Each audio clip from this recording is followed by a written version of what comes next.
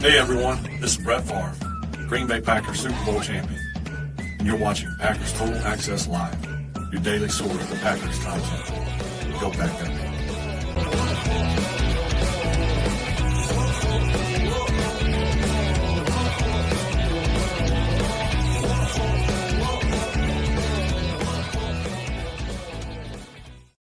Hey, what's up, guys? Welcome into Good Morning Lambeau. My name is Clayton. You can check us out on Packernet.com. Find me on Twitter at Packers_access. Email us, PackersTotalAccess@gmail.com. You can text us 865-658-5824. Join alongside Tim in Green Bay here to talk some Packers, Eagles, as we're 1 day away. Tim, just one more sleep, man. We get Packers playoff football as we travel into Philly and try to shock the world. How you doing this morning, bub?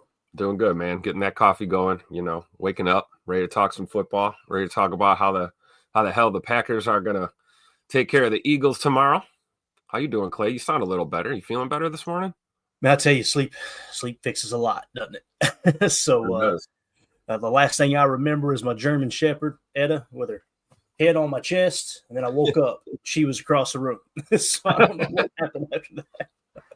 But we're ready to roll this morning. Again, still fighting some symptoms, but got a couple cups of coffee in me. This place Buc-ee's down here. Let's talk about something non-football for just a second. All right. This place Buc-ee's that everybody is crazy about. It's this. You know what a Buc-ee's is, Tim? Have you heard about it? No, I'm not familiar. It's this huge gas station, right? Essentially, it's like a truck stop, but okay. And it's about the size of a small Walmart. It's that big. It's just huge, right? Okay. And, man, Mandy has drugged me in there so many times. And every time I go in, it's shoulder to shoulder. It's just always packed. We go to the one out here off the Sevierville exit. If you guys have ever been to Gatlinburg or Pigeon Forge, it's off that exit there. So, I hate the place. Can't stand it. I hate Walmart, too. Like, I can't stand it. No, I'm with you. I'm not there goes that sponsor. Yeah, exactly. That's one that I will say I will never. I will not. We don't want their money. It's okay. Yeah, I will not bow down to the money and pretend like I like Walmart. All right, listen, they got everything you need. We all know that, but man, it's just always just a bad experience. So anyway, she got me to stop again yesterday coming back from Knoxville, and I'm like, God, I'm dreading this. All right, let's go in here, bro. We caught it. I guess where the snow was rolling into town, there wasn't many people in there. We kind of, there was people in there, but it wasn't nothing like it usually is. It was a good experience, I got to admit, man. And I can't – hopefully she's not watching the show. I don't want her to know this, but it was a good experience. But, man, they get this beef jerky, fresh beef jerky, not the stuff that's already in a plastic wrapper. They'll wrap it up in butcher paper for you.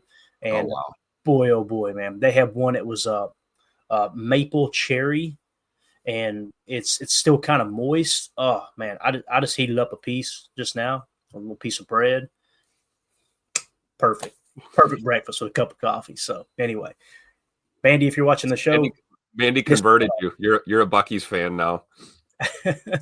Nick McSwain say Clayton's got that purple drink in his cup. No, sir. This is Diesel this morning. We need a picker-upper here this morning, okay? That's what we got rolling. But I know a lot of people in the chat. Appreciate y'all making us part of your morning here on this glorious Saturday, January the 11th, 2025. I still can't believe it's 2025, man. Where the time is going is just absolutely insane. I sound like my papaw now, but Nick McSwain in the chat. In week one, the Packers gave up a 40-plus yard play to an Eagle player, forgot which one. In weeks 2 through 18, the Packers gave up 0 40-plus yard plays. Every other team gave up at least 6. That's a really cool stat, and we've actually got that 40-plus yard play here. It's and I know Brown, isn't it? Yeah, this is the A.J. Brown for 67 yards on Jair Alexander. So if you guys will look here, Jair's at the top, all right? If I remember correct, I think I've got the right video pulled up here. Let's just make sure. You're going to see AJ is going to kick out to the outside here. Now, the play call is cover one man. Surprise, surprise, right? So you got one deep zone and everybody's man coverage. You see Stokes playing a little press man, and you got Keyshawn down here playing a little press man. And the reason you don't see press man at the top, and people get mad about this stuff, is because at the top you've got kind of a semi-stack look, right? I don't know why my cursor isn't working. Let's see if this does it. There we go. At the top you had kind of a semi-stack look. And what we mean by that is these are really, really close splits. See how they're kind of stacked on top of each other? The way typically a team will play that is they'll play one inside a little off or up on the line and the other on the outside, either off or up on the line. You're playing kind of catch man. You don't want to get in there and try to press those guys, because if you do and they run a switch release, then you're going to get rubbed and somebody's running free, right? So what they're going to do is a little pre-snap motion, a little cheat, get them outside. So now what you've got is Jair on A.J. Brown, all right? Again, cover one man. Let's see if it's a drop.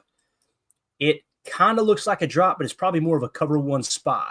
This guy's not looking to get depth and take stuff underneath away. He's got eyes on Jalen Hurts, because when you run man coverage against Jalen Hurts, man, you're just begging to get scrambled on, right? So, again, what this is going to be an out and up. You see Ja up here in man coverage. A.J. Brown, I'm going to slow it down a little bit here. Maybe it'll make it a little easier. A.J. Brown's going to run it out and up. You see Ja completely bites, and now he's flat-footed, and it's over. If we're even, I'm leaving, right? Great throw by Jalen Hurts. Cookson. Now, a lot of people roasted Javon Bullard for this. Listen, when you're playing single high man, the cornerback is taught to don't get beat over the top outside, okay? Funnel it inside. So once he gets cooked, don't get me wrong, he does the right thing of making sure he takes away the outside, and Javon just kind of over pursues, which goes hand in hand with what we talked about of how Javon Bullard is way more comfortable playing the slot than he is safety. But again, this is simply Jair getting cooked by arguably the best receiver in the league this year, And do I want Ja to play that safer? Absolutely, right? Yeah. But at the same time, I hate cover one man. I just hate man coverage in general. This is what happens when you play man coverage, guys. You may have a lower overall success rate, but you're more susceptible of giving up explosive plays. And this is that one play that Nick's talking about in the chat. In week 1, Packers gave up a 40-plus yard play to an Eagle player. Forgot which one. It was A.J. Brown on Jair Alexander. In weeks 2 through 18, the Packers gave up 0, right? So that's probably halfly adjusting and going, all right, let's pull away from the man a little bit, play a little more zone, let's stay in our cover 3 comfort zone. And lo and behold, like we talked about all year, I think we're up to 13 interceptions in zone coverage and only 3 in man coverage. And we know the takeaways are the key. Tim, anything you want to add to this? I'll just kind of let it play. I'll keep resetting it for you here. A couple things I noticed is Ja played it really well early when Brown kind of motioned out. Mm-hmm. That first part of the coverage, look at the feet. Feet are good, really good. But then right there when he bites, it's over, like you said. And that's the problem. I think Ja just read that as an out, and he was probably trying to freelance and jump that out route for a pick or something. And it ended up being out and up, and it's see you later. And then Bullard, like you said, clearly not as comfortable out there in space as he is in the slot. I do think it was nice. I mean, he took a bad angle, and the fact that he just kind of curled it out and ran to stay with the play rather than trying to open your hips back up. You see guys twist themselves up and fall all the time. So at least he didn't take himself completely out of the play. But yeah, we can't have this. I hope we see next to no man coverage tomorrow. I really do, but I'm sure it'll get mixed in from time to time. Yeah, same here. The other thing that sticks out to me, and I'm not sure who's in the middle, it's probably McDuffie right here, this backer who's playing that drop, right? You see he looks for work, and then you see him throw his hand up, right? What he's telling Keyshawn is, hey, I'll pick that shallow up, and now you take the drop, right? So you'll see Key break off. Now he sits in the drop. That's a great job communicating there. And again, Jair, the reason he plays that so aggressive out and up there is because he knows he's got the athleticism to be able to recover. We've seen it time and time again. The problem is that's A.J. freaking Brown, right? Yeah. And I know we got Jacob joining us now. Good to see you, buddy. Long time no see. Hope you're doing well. The beard is here. Fresh off the butt tattoo, right? How'd it go? It'll be coming soon. I'm excited if you do follow through with it, Jacob. I'm not going to hold anybody to anything like that. But if you do go through, I know you're going to make it creative. So we'll just need to see the design. That's all we need to see. But we don't need to see anything else. How you doing, man? What's been going on? I'm good. I'm tired. Just woke up. Dealing with a little bit of allergies, which is weird for this time of year. So I got some tea going. Nice, man. I like it. Yeah, we've been battling some symptoms ourselves here. But anything you want to add to this play right here? Obviously, this is week 1. We're talking about an eternity ago, but it kind of got brought up in the chat. I mean, it's a different team for sure. We talked about obviously with Bullard being a little bit out of position. Just thinking he's found a way better niche with the team being in the slot there.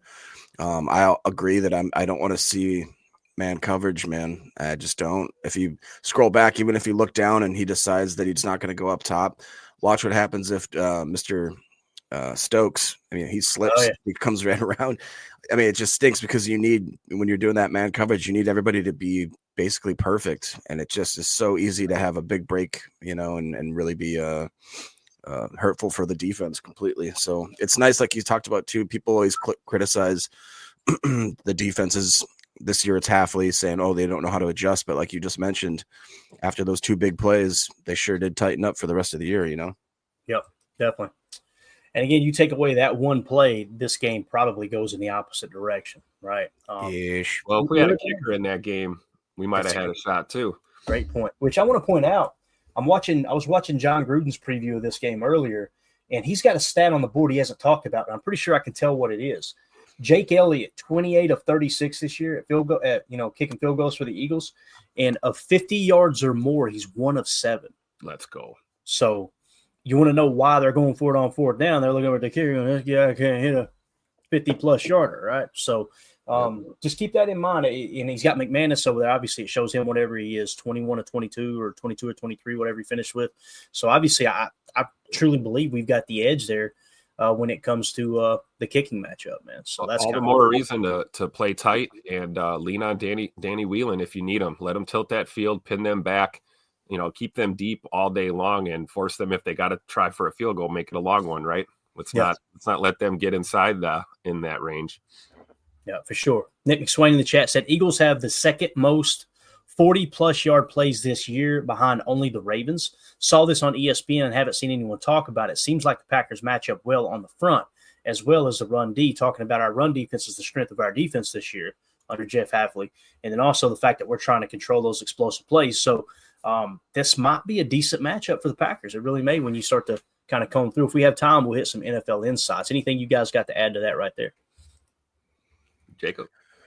I mean, not really. We kind of just talked about it. I mean, I think our defense is going to be up to a big task today, and I think it might dictate the whole game, to be honest. So I don't know. The matchup is the matchup up front. I think that's going to be the biggest test is in the trenches, because that's where I think we're going to get beat and manhandled, and we'll be able to see that probably in the first couple of drives to see if they're coming out hot. And I'm interested to see if there's any Packer fans that are allowed to even be in Philly Stadium. If they're, dude, have you ever watched like when opposing fans walk up to that, like even through the parking lot, they line up like they're going into jail for the first time. You know what I mean? Like they're, hey fish, how you doing? Give me that cocktail. and here's the thing, man. I know, cocktail, unbelievable. I know why they do it too. We're talking about it, right? And if you had a chance to go to that game, you're going to go, damn, is it worth it really? Is it worth it to potentially go to jail for having to smack somebody in the mouth? Like those things come into play, and that's why they got such a strong home field advantage, right? Heard Jason Wilde talking earlier from yesterday on their show. I believe it was yesterday's show with Tausch, and said he's not traveling up. He said, although I will miss the fact that, there's nothing better than sitting in the press box trying to, cover the game and get your column and your stories ready and everything to depict this, what happened in this game. And there's Philly fans beating on the glass and just annoying you the entire game, right? He also said he wore a pink shirt to the stadium, got out of the car, and just got absolutely, which you're going to get that anywhere you go. You're going to get that down here, I promise you. Play stupid games, you win stupid prizes when you wear bright colors. And pink isn't necessarily this. When you wear something that says, everybody look at me, they're going to look at you, and they're going to let you know that they looked at you. That's the way that works. So, you know how I look at this? It's like you see the MMA fights, pre-fight, and you got the fighters up there after the weigh-in, and you got the one fighter that's just running his mouth, talking, trying to intimidate. And then you got the other fighter that just stares right through him, not affected by it at all, focused on what he's got to do. That's what the Packers need to do when they walk into Philly. Fans, too. Just keep your head on. Worry about your team. Don't get into any extracurriculars with the people in Philly. I mean, they call it the city of brotherly love. I don't know why. I have no idea why. I don't. No. So I think it's important, man. But going back to, before we move on here, that last stat about them, the 40-plus yard plays, it's crazy to me because we talked about how Philly throws the ball the least of anybody in the NFL. They heavily lean on the run game. So for them to have, that many explosives over 40 yards tells you just how dangerous that offense can be at times, even despite the fact that they primarily just run the ball. Yep. No doubt about it, man. Blake B in the chat says, morning all, been brushing up on my Rocky Balboa training montages. The Pack is going to go the distance with Saquon Creed tomorrow. I like it, man. I like it. Crossfire in the chat. Have to go change the brakes / hubs on my dad's semi-truck at 9. Not cool. I'm going to miss most of the morning PTA. Man, you be careful out there, buddy, and follow all OSHA regulations. Right. We know we do that down here in the South, let me tell you. Oh, yeah. But stay warm out there, man. We got about 3 inches of snow out here. As soon as we're done with the show, me and Mandy's hopping into 4-wheel drive, and we're going to go out and play a little bit. So I'm excited about that. That's what's going to happen here this morning. No day. Yeah. Ron Samble in the chat. Interesting how some other teams are now saying play man against Green Bay. I guess that that man may not be so bad against teams that can't beat it.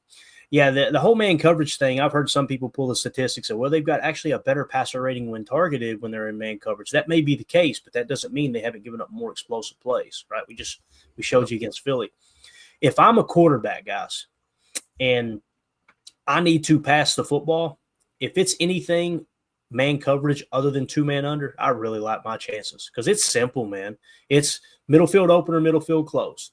If middle field's open, you attack the outside shoulder. If it's middle field close, then you're looking to go underneath, avoiding the drop. And all you got to do at that point, little drive concept, little slot cross, anything where you can make that drop player, whether it's a robber or a linebacker dropping, just make them be in conflict with 2 receivers. And it's like shooting fish in a barrel.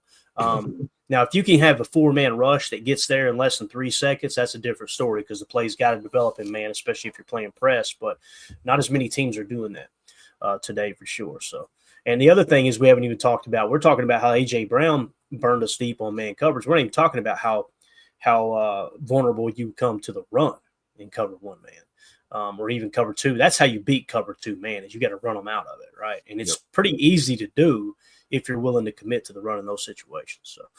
So we'll see, though, man. We'll see how both teams try to attack this. Prince in the chat. Wicks and Dobbs need to be our man coverage beater this week.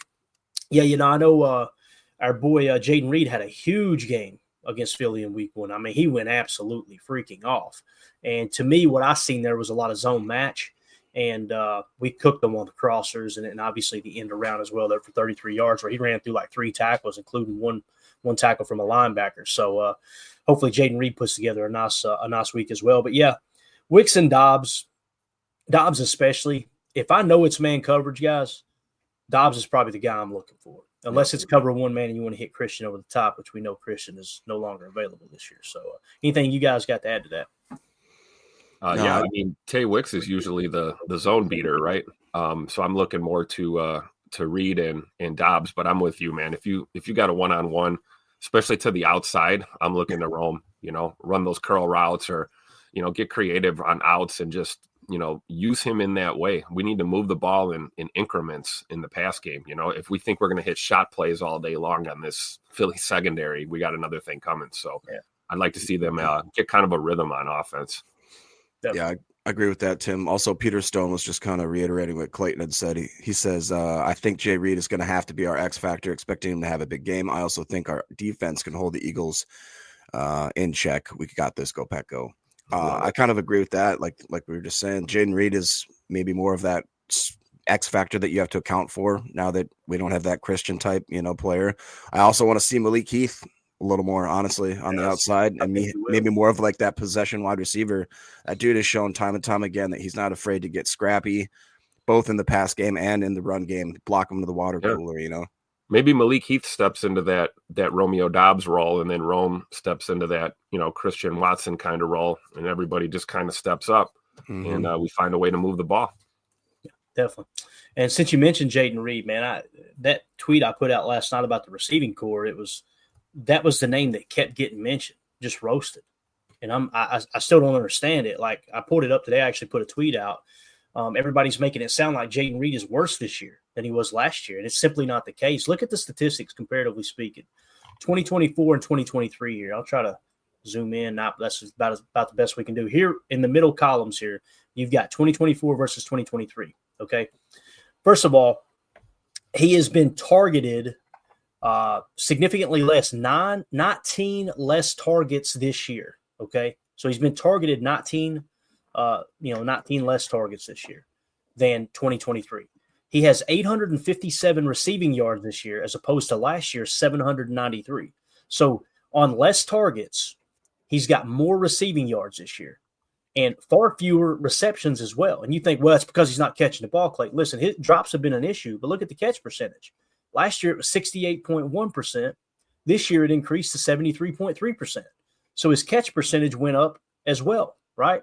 Now, touchdowns, yes, he has 2 fewer touchdowns this year. He had 8 in 2023, only has 6 this year. Right now, we didn't pull up the rushing yards, obviously the rushing stats, so I don't know how that falls. Yards per reception.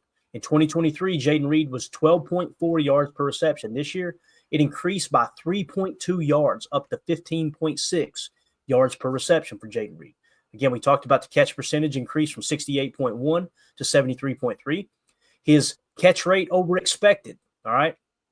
Keep in mind, that's taken into consideration everything on the play.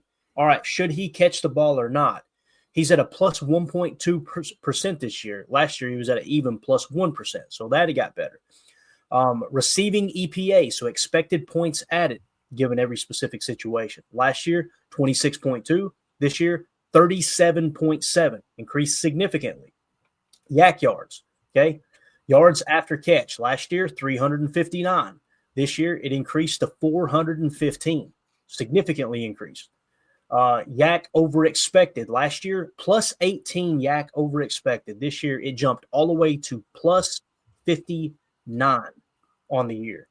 Average targets, here's what I'm talking about. Average or air yards per target last year was 10. It dropped down to 8.2. So they're not hitting them deeper down the field this year. It's a little bit shallower according to average yards per target or air yards per target.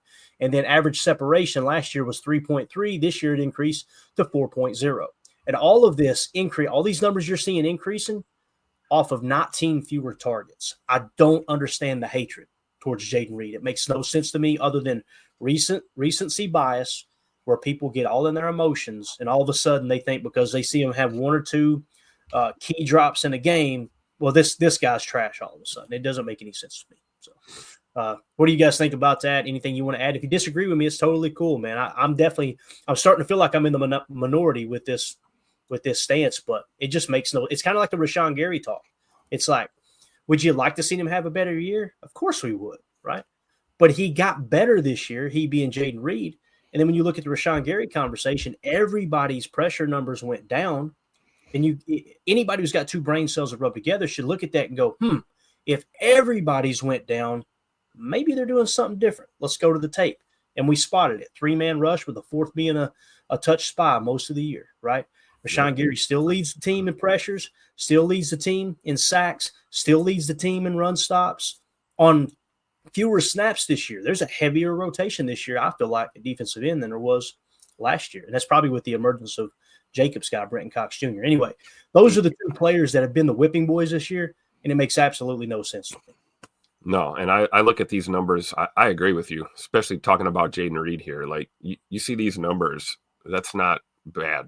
Like, I don't understand how that translates into he's trash or we need to move on or we got to find something. We got to figure something out. I mean, look at the numbers, you know. The thing that is a little concerning to me is he looks like he started 3 less games this year for us than he did last year. You know, what's that tell you? Yeah. A lot of talent on this wide receiver room, right? Yep. Or you're pressing into 12 a little bit more. Now, Keep in mind the game started, to the best of my knowledge, Jacob, you correct me if you understand this wrong. That's just that opening play. Right. Who do you send out there? So it probably means this year they opened up in 12 personnel, right?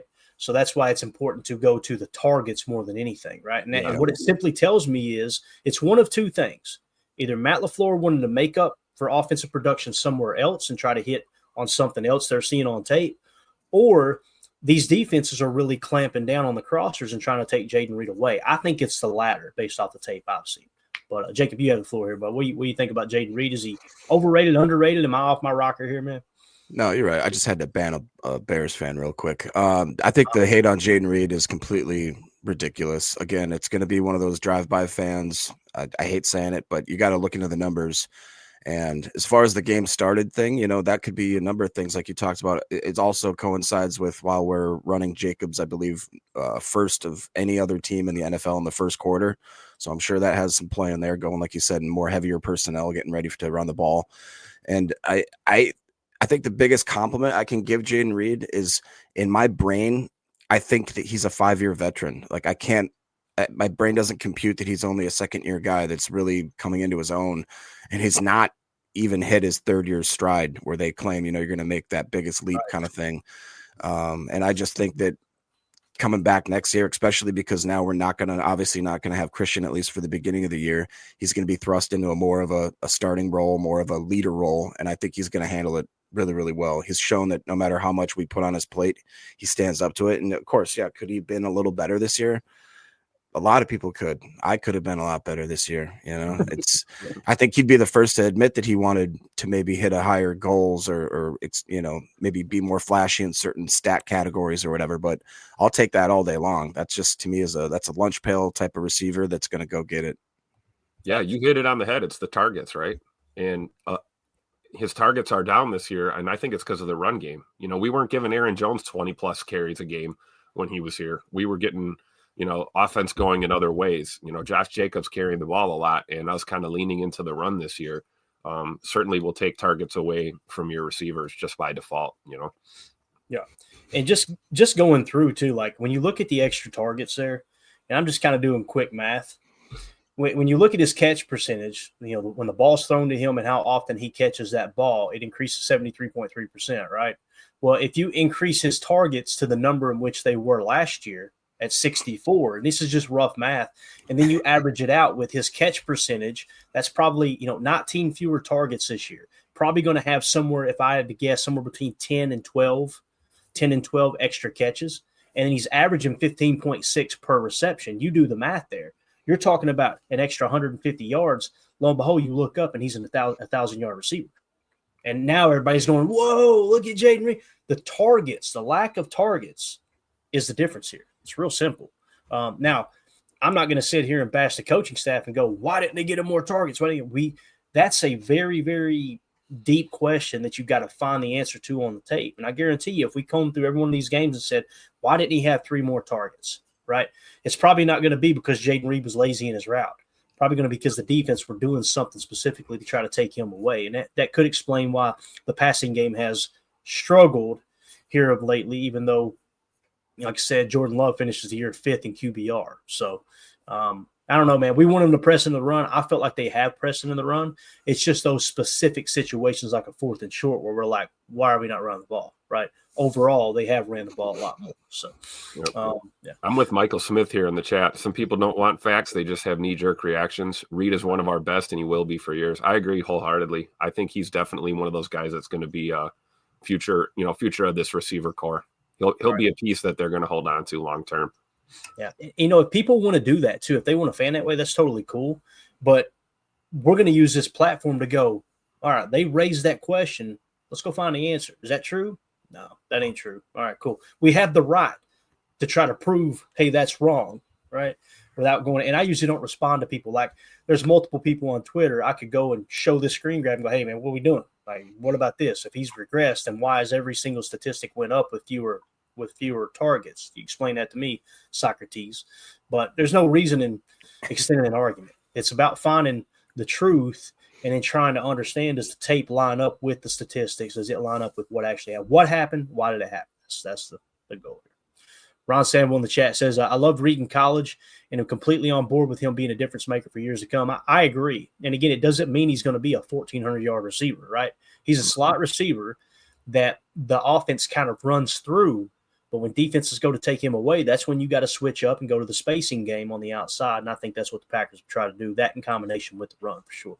Ron Samuel in the chat also said Baz is going to Philly. He will be doing some live streaming, which could be funny. Godspeed, Baz. Baz, a very good friend of the network. He's been so good to me this whole time. I filled in for him once or twice on an NFC North roundtable. And he's just been, like I said, a good friend of the program. And hopefully he's safe out there, which he knows how to handle those Philly fans. He's been to several games in Philly. Baz is from Pennsylvania. He knows how to handle those Johns over there, those Philly Johns. So JT Collections, good to see you, buddy. Says, pound the rock, play great defense. We got this. I love the confidence. Tim, on the rock, play great defense, and no stupid penalties. No procedural penalties. No lining up on the ball. None of this neutral zone infraction. None of that. We should have got to play clean. We should have already done this. We need to do our official review, don't we, Tim? Oh, boy. I know. Oh, boy, he said. I know Robert sent it in. Robert said it's Brad Allen. Tim, if you can get us a screen grab of this I'm trying to think of is he a country singer? Who's Brad Allen? Somebody Brad Allen. No. Do you have a bunch of info on this gentleman, quote unquote?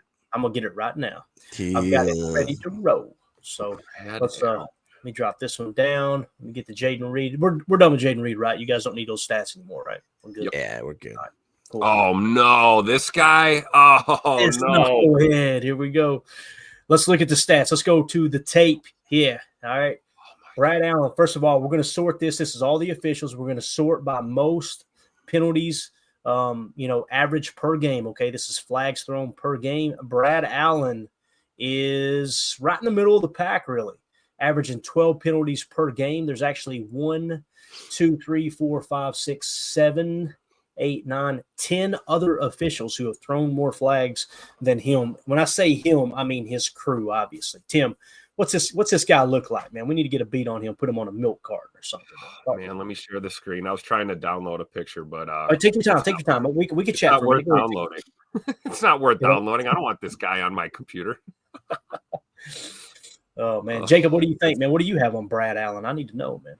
Well, I mean, I could reference back to a Pack Daddy post where he used some sort of website that does like a conglomeration of all of their kind of statistics where they it's kind of like the PFF and stat watching for the refereeing crews. And let's just say that it's not great. Basically, they massively benefit the home team and are involved in so many game-deciding controversial calls that they weren't expected to even be allowed to officiate these playoffs, and I haven't seen any explanation as to why they were let in. I don't know if there's anybody in the chat or if any of you guys know that. And real quick, the frequency of penalties, above average penalties on road teams. Brad Allen's crew has historically called an above average rate of penalties on road teams. This tendency was notably observed in games where there was a significant disparity in penalties called between home and the away teams. I got a bunch more stuff like that if you need any filler. He tends to lean towards the home team. Is that correct? Is that what you're saying here? That is correct. All right. Awesome. Tim, go ahead. You got the floor, sir. We got this guy on the screen here. You know who he reminds me of? I'll say this first. Look at this. Do you not see it here? Look at this right here. I was going to say Percy Whitmore from the Green Mile. Yeah, I can see that too. I didn't know the sponge was supposed to be wet. That is a weak chin on that cat, is it not? It's a pretty weak chin there. Poor guy. I'd be official. Telling you, I see it. Tim, you have the floor, sir. Tell us about this scumbag. He looks like Roger Goodell's whipping boy, doesn't he? Jeez. I'll tell you. And that's disheartening. Now, I will say this, though. Glimmer of hope here. Every time we've done this and we've pulled stats, these officials have behaved the opposite of their trends. So hopefully he doesn't favor the home team tomorrow and he favors the road team. Maybe he switches it up a little. I don't know. Maybe you just objectively call the game and you don't favor either team. What a concept, right? Yeah. Maybe you caution on the side of not throwing a flag instead of caution on the side of throwing the flag. Yes. And hey, I will tell you this. I saw a blurb the other day too, kind of off topic, but you're a grass guy, Clayton. Hey, easy. This is they just put new sod down at the link in Philly, I believe, within the last day or so. And we all know how fresh sod tends to behave in the elements a little bit. So get ready for some slip and slide in football, it looks like. Yeah, Packers equipment guys got to be on their P's and Q's. Bring 3 sets of cleats, right? Extra grip, mid, and low grip. Get them out there early. Get them testing that sod. Get back in. Get in the right shoes, the right kicks. Don't care if they look good. Just make sure that you can keep your footing. This could, like you said, Tim, that was an issue in Brazil, right? We've seen Stokes on that man coverage where he slipped, right? It happened all day long. Other than Jayden Reed, he seemed to have the right cleats on for sure. Blake B said he's the reporting as eligible guy from the Cowboys Lions last year. You guys remember that play? Yeah. And once again, who was the home team? think it was the Cowboys at that moment, I believe. Yep. Could be wrong, but all right. Here we go. Deadfish. The league may have pointed out that they throw more penalties for the road team, and they are now conscious not to do that. That would be absolutely awesome if that was the case. That might cater, because you know how the league does when they make a correction. It's typically way back in the opposite direction, right? So that would be something if we looked up and it benefited the Packers, which I don't want that. I just want a good, clean game. Let's go out there, may the best team win, right? Yeah, we shouldn't even have to talk about the officials. They should be like, background window dressing. Like they shouldn't be impacting and tilting the balance of these games. Can I read one stat and see if this is a big deal to you guys? Yep. They just talk about the penalty trends. It says the home team performance since 2016. This is his crew. Home teams officiated by Allen's crew have a 74-53-1 record on the money line and a 69-56-3 record against the spread. That's terrible. Unbelievable. Keep our eye on it, man. Keep our eye on it. And listen, don't kid you. If you ask Matt LaFleur, what do you think about this? He go, I didn't even know that. BS. Somebody's feeding him all this information. They're going to be, going to be prepared. That doesn't mean they're going to win the game, but you got to. I thought Matt, me personally, this week, I thought Matt was in good spirits. It looks like Matt's really confident in his team this week. And again, like Tauscher was pointing out, although Tauscher picked the Eagles to win, and that's very, very rare when Mark Tauscher goes against the Packers and says that the other team's going to win. He pointed out, though, man, all the pressure's on Philly. You guys remember a couple weeks, I want to say it was the last game that Hurts was completely healthy.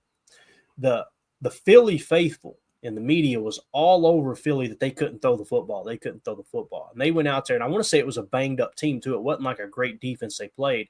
They finally got the passing game going, and Jalen Hurts started the presser off with, is that what y'all wanted to see, like being a smart aleck to the media? So they've got some pressure on them, and more specifically pressure on their passing game. It'll be interesting to see how all that shakes out. But, again, as far as overall flags, that dude, Brad Allen, is in the middle of the pack, which to me, that's a good sign. But like you said, on the road, throws a lot more flags. So Coach Lynn says it's rigged like the pinky wheel. There you go. There you go. And actually looking at Brad Allen's stats one last time, then we'll close this window out. If you do notice, when you talk about, hey, there's been more flags on the road than at home, that's true. That far right column right here is your road. But, guys, it's not even one full flag. Yeah. So maybe they have gotten that cleaned up. I'm kind of excited about the fact that they're averaging 12 flags a game. Like that, to me, that's on the lower end, right? So we'll see. It's just another aspect of the game to keep your eye on for sure. I'm excited for the fact that Philly's basically, their starters are basically coming off of like a 2-week bye almost. I mean, a lot of these guys haven't played football in a while. So hopefully the rust factor will be prevalent, and the Packers can try and jump on them early. I think this is a team we have to try and jump on early. You got to play 4 quarters, obviously, but if we can put a tutter on the board early, man, give us our chance to play with a lead rather than trying to play from behind all day. I think we got a good chance to beat them. Yeah, Tim, that's what Michael A. Smith here, that's Stephen A.'s brother. He says, hopefully the Packers jump out to a lead and the Zebras won't be able to give them basically an advantage to the Eagles. He says he sees the Packers forcing 3 turnovers and scoring off of all of them. Let's go. Oh, Frank, let's go. Casey Oladapo with a pick 6. Let's go. All right. You heard it here, folks. You heard it from a fan right here. Ola Home Depot in the house. Let it drop. Let the beat drop. 10. Oh, we'll keep going. Are you going to blame it on me? That ain't me. That's me. Oh, you kidding me? Ola Home Depot breakout game, man. Incoming. Face yourself, all right? Nice. All right. Patreon group. Let's hit these real quick. Greg S. in the Patreon group said, I wouldn't be surprised if the Eagles had been practicing with another skill player taking snaps for the tush push instead of Jalen Hurts, similar to us with Kraft, with the concussion issues, obviously. Listen, I think it's a valid point. It will not work the same, I don't think, because Jalen Hurts squats an unbelievable amount of weight. That's the reason it works so well, is him getting a good center of gravity and being able to drive with his legs, being so strong there off the squat rack. But as he said that, I'm going, he's referring to the concussion issue. I don't see the tush push as a high concussion play but I could be wrong there. Typically, that's where a lot of speed, sudden stop, right? Now you get those micro concussions that leads to CTE in what they call the pit, and that's the offensive lineman just consistently banging heads. Am I wrong though? To me, it doesn't feel like on a quarterback sneak they're taking a lot of shots to the head. It's more of a just it's a lower, right? You want to be low and down below that line, that point of contact, below the pad level of those guys. But hey, it's football, right? It can happen on any play. Absolutely. Yeah. And I think it's a great observation by Greg to at least bring it to the forefront. Like, hey, they may go in if they do go in a different direction, I would think not going to work as good. However, we've been extremely successful with Kraft doing it. So, who's to say it wouldn't work there too? And like we said too, like, hey, let's keep them out of those 3rd and 4th and short situations, right? Take that play away from them. They can't run that play on us if we don't give them those yardage situations. Yep. Greg S. also in the Patreon group here in the questions tab said, Jaylen said he wasn't able to do any film study while on protocol. That must be a rule. I didn't know that. That's interesting. Dorsey Levens called into the station and they asked if he was torn on who he was rooting for this game. He said, quote, "Hell no, I'm rooting for the Packers." The awkward silence from the host still has me cracking up. Go Pack, go. Love it. I love it. So we got a Philly fan in here. Bobby Murphy says, "Go Birds." There you go. Hey, Bobby, thanks for tuning in. Fly, Eagles, fly right into a glass window. Smack. Hey, listen, Bobby, you're welcome in here, man. Appreciate you swinging through. We tell all the away fans, and it's the reason I put Eagles in the title because I want you guys hopping in here too. As long as you keep it respectful, you're welcome in here. I'm going to say the same thing I said against Minnesota, man. You got a hell of a ball club. Philly's got a good team. It's going to be a good game. And we've actually met a handful of really good Philly fans too. Yeah, all year long from week 1, right? Yep. Yeah, that's a good point. So good luck to your team, man. We just we hope you fall flat on your face, just like I'm sure you hope we fall flat on our face. So I appreciate you tuning in. Hit that like button for us while you're in here too. So again, shout out to everybody in the Patreon group. Appreciate the questions. If you want to join our Patreon group, scan the QR code in the upper right. That'll send you to patreon.com/Packer Fan Total Access. Also, we're going to be doing a giveaway. We're going to give away an autographed picture of Carl Brooks blocking the field goal with the matchup against the Bears back in November. I think I've actually got the picture. I had it last night. Maybe I already deleted it. I probably did, knowing me. We got this picture still, though. Yeah, exactly. Holding the ball he blocked. So it's a really cool picture of him blocking the kick. It's autographed by Carl Brooks, says dub block, and it's got the date on it. So if you guys want to get entered into that, just make sure you're a member on Patreon of one of the 3 tiers, or you're a member here on YouTube. That'll enter you into the contest. And you got to have your you got to have that in by midnight tonight, okay? That way I can get all the CSV data and everything into the system and get everybody entered into that. But we appreciate y'all so much for supporting the show. It's just a way for us to give back to you guys and gals. Now, I want to look at one other thing in the Patreon group. If I can find it here, hopefully I can. We have the winners of the Fantasy League, all right? And this is something that Carly, shout out to her. She was able to do this for us this year and created a fantasy league for our Patreon members. It was kind of first come, first serve signing up. And we have those winners. Let's go ahead and pop that on the screen. Give a shout out to all of them. Probably going to have to click on the image. Yeah, you can see this. So first place, right, was Hunka Burning Love. He won $120. So that was the payout on first place. Really, really cool there. Second place was Numbschools with an $80 payout. Third place was Trevor from Virginia with a $40 payout. And then they give a fourth place $20 award. Goes to CJN, airing it out. And then also a most points $20 prize went to CJN, airing it out. So he scored the most points on the year. But just like real football, kind of cool, man. Doesn't matter if you score the most points. It's when you score those and whether or not you win. So shout out to Hunka Burning Love for winning our very first PTA Fantasy Football League. We're going to do that again next year for all of the Patreon members. Again, there was an entry fee. You have to check with Carly on that. She handled all of it. Shout out to Carly for doing that for us as well. So pretty cool, man. We for a show that sucks as bad as this one, man, we got a lot of cool stuff going on, and it's all centered around the fans just being absolutely awesome. So there you go with the Patreon group. One other thing I wanted to hit on before we wrap up: Saquon Barkley. that last game against the Cowboys had 4 explosive runs. I thought it would be worth our time to dive into that real quick and see what they're doing on those explosive runs. And I think I've got it limited to just the sideline cam so we could see exactly what they did. And it should autoplay as well here. Okay, so let's see if we can get an idea of what they've been doing in the run game. And this set specifically here, you see Saquon is actually lined up in a stack left. So he's out wide. They're showing an empty set. And you know how teams do this. They're going to do this just to see if it's in man coverage or not. You see 6 follow him over, and then he tucks into the run fit in case they run a counter. That should allow, if the communication's correct, everyone to slide over a gap now to the left, right? So you'd think if it runs right, it runs to the defense's left, the offense's right, that should be an advantage. Now you see, Jacob, this is your favorite block in football. Here comes the sift block coming across. So slide extra right. And then look at Barkley out the gate here. Nice little explosive run there, obviously, by Saquon. So you're seeing him come out in an empty and then bring him back into the gun set and using a little sift action to free him up a little bit more. Here's a 23-yard run in that same game against the Cowboys. Now they're under center, right? They're nasty right, but they're split left. And this just looks like it's going to be a little, kind of look like duo, might have just been inside zone. And you see Saquon bouncing that thing out. Lord have mercy. Little dead. That's what I talk about when I see the comparisons between him and Josh Jacobs, man, is on plays like that where they're able to just stick the inside and bounce it out. I mean, it's really tough to defend against that. Completely agree. Like this is A to B right here, right? Tight end does a good job sealing it off, but then watch. Just going to whoop, he gone. And the feet never stop moving. You see how he slid that right foot as he planted the left? You never, once you get flat-footed in the backfield, you're done. You want to say he's a patient runner, but he's got so much burst, it doesn't look patient. Right, it's just it's very fluid.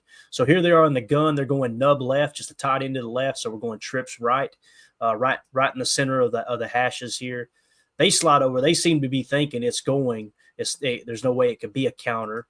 Let's see, little motion outside. That causes a little bit of eye candy to the DBs. And then, of course, they're going to toss it left. So I want to take it back. We just caught that in real time.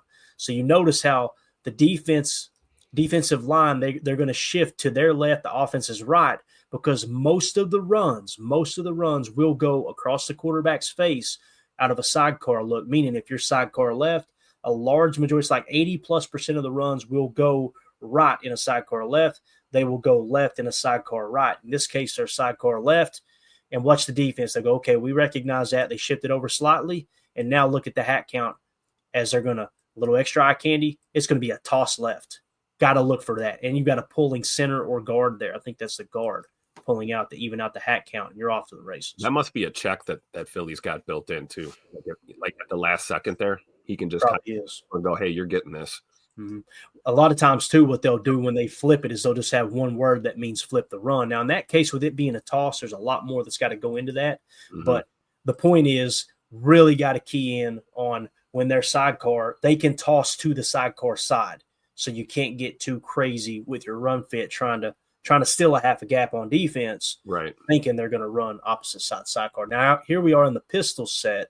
Same game against Dallas. It's another explosive run. Pistol simply meaning quarterback in a shotgun, the running back directly behind him. I hate trying to defend pistol because you can go stretch either direction. It really opens up the whole playbook.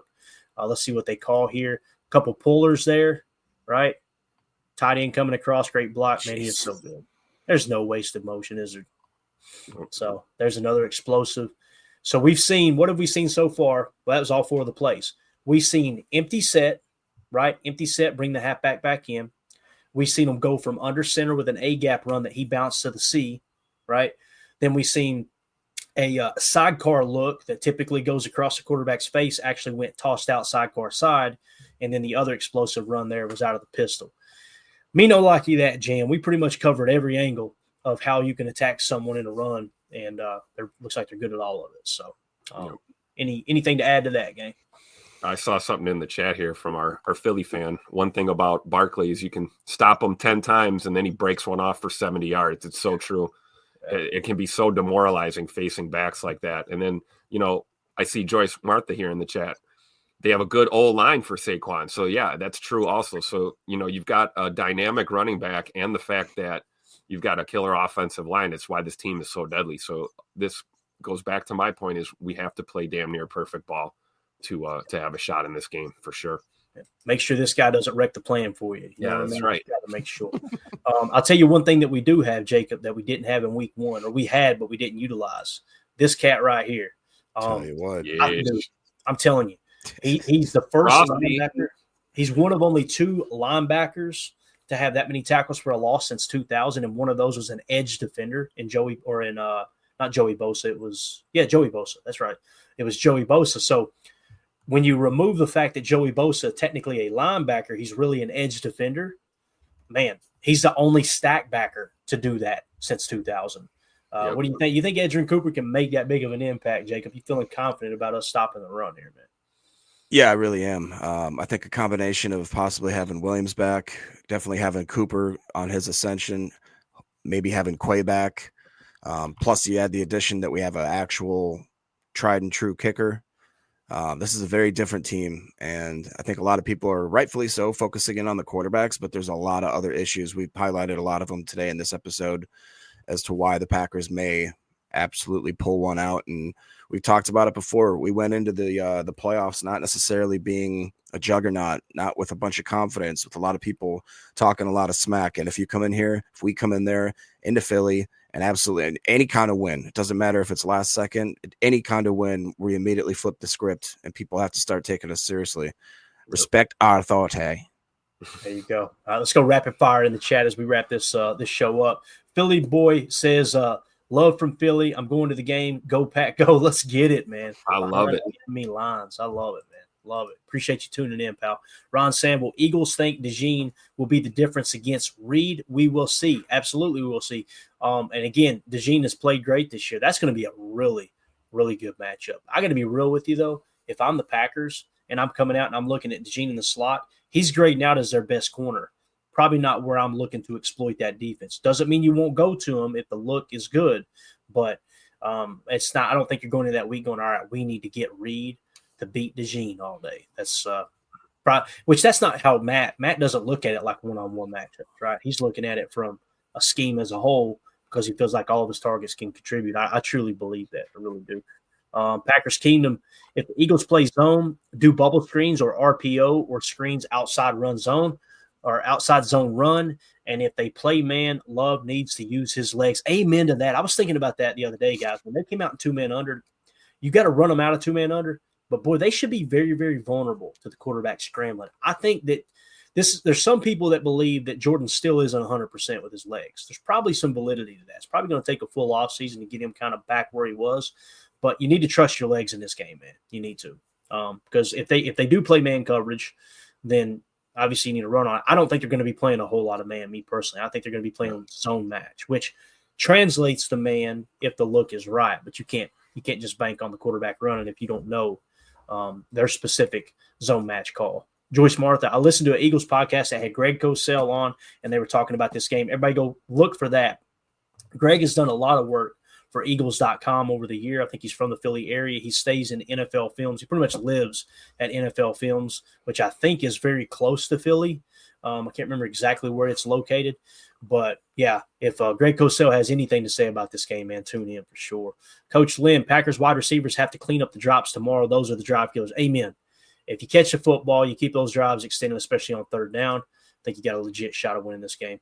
Peter Stone, now I heard a rumor that we might use Luke Musgrave at wide receiver this week. Have you guys heard anything about this? If so, what do you guys think of the idea?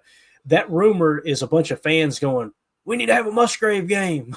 And it could happen. It could happen. Now, we've seen it in Bunch Nasty X out of 12 personnel last week. He was flexed out wide. But, again, one catch. It was a good catch. Don't get me wrong. Diving catch. Made a great play on the ball. Tim, I seen you laughing about that. I don't know where the rumors are coming from.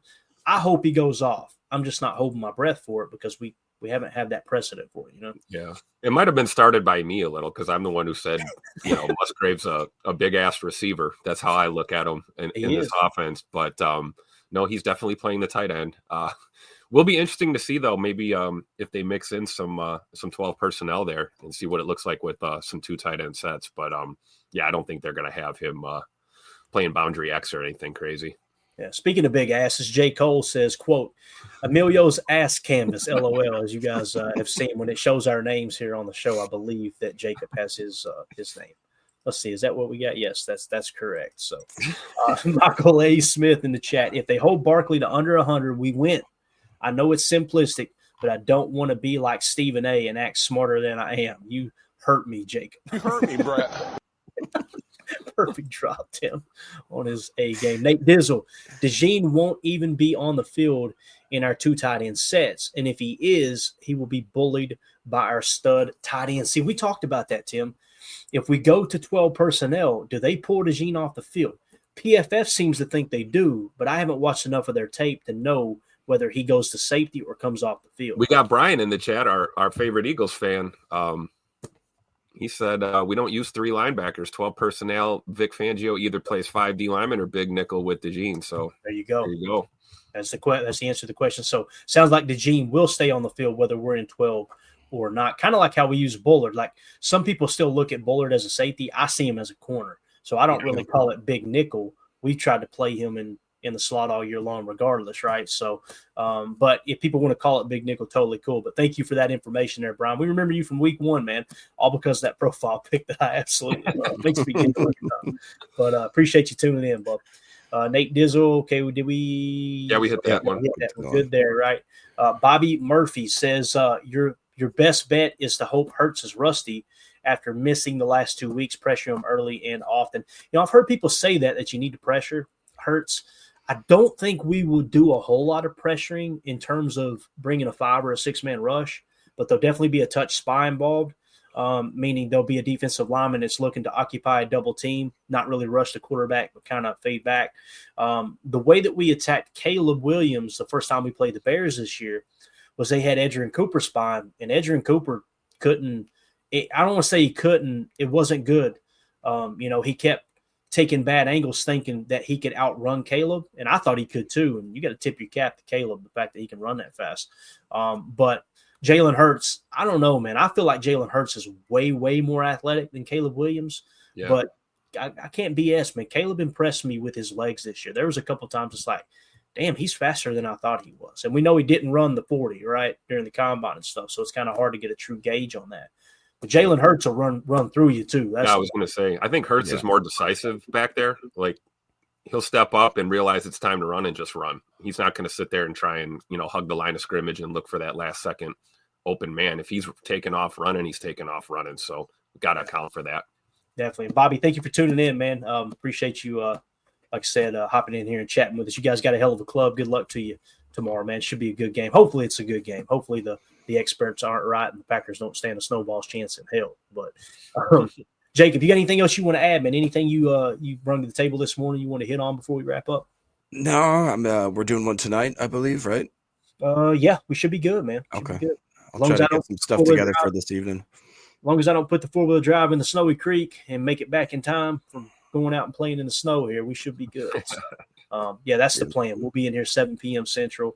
And like I said, we'll definitely go by and take a look at the NFL Pro Insights. That's been my plan the last 2 shows, but the chat has been so damn good that it's, hey, man, let's just talk ball. And appreciate y'all, Tim and Jacob, marking those for me. So sure. There you go. Donovan Schilling, hit that like, fam. Yeah, appreciate that, Don. If you guys would take a quick second, we hate to ask, but if you hit that like button, feel free to sub, share the, whatever. Just hitting the likes enough, it helps boost the algorithm. I couldn't tell you how many Packer fans have messaged us and been like, I didn't even know this show existed because we're so far in the algae. I hate promoting. I hate self-promotion. It sucks. But if you're going to grow a YouTube channel, you definitely got to ask people to hit that like. So it is what it is. Heard it from a fan right here. Yeah, Tim, you good, man? Anything else? All good, man. Just looking forward to breaking this down a little bit more tonight. Like Jacob said, we'll do a little more homework, and before you know it, it'll be time for football, man. It'll be time for all the talk to be over and get between the lines and see who the bigger man's going to be on Sunday. So looking forward to this game. All right, good deal, boys. I appreciate y'all so much for jumping in here. Obviously, we're feeling better. Hopefully, we don't crash and burn like we did last night. Jacob, you wasn't in here, man. the symptoms caught up to. I'm still battling the backside of whatever I had. I don't know if it was COVID or what. I'd be damned if I'm going to go down there and ask them if I had COVID. We're just going to roll. You know what I mean? But by the end of the show, the ears were glowing red. I was stumbling over my words. It was bad. It was bad. Yeah, he not only rambled, but he rumbled and stumbled. Exactly right, John. All right. We'll be back tonight. Look at this. Kyle, go Pack Go. I'm in Germany promoting the show. Germany promoting the show. I love it. Das ist gut. I got to make it to Germany, man. My brother was stationed over there in the Army for about, I don't know, it was about 8 months. He's like, bro, those people are unbelievable. Like, he was just talking about to and from the military base. They treated the American soldiers like royalty. Everybody was great. One thing he did say, this was in the early 90s, he was like, they had beer and soda machines over there. That's what he said. Nice. So, nice. My people. All right. So anyway, yeah, thank you for supporting from beautiful Germany. All right, we're out of here, guys. We'll see you tonight, 7 p.m. Central for PTA Live. Everybody have a wonderful day. Stay safe out there, and go Pack. And we go. We're out. Bye, guys.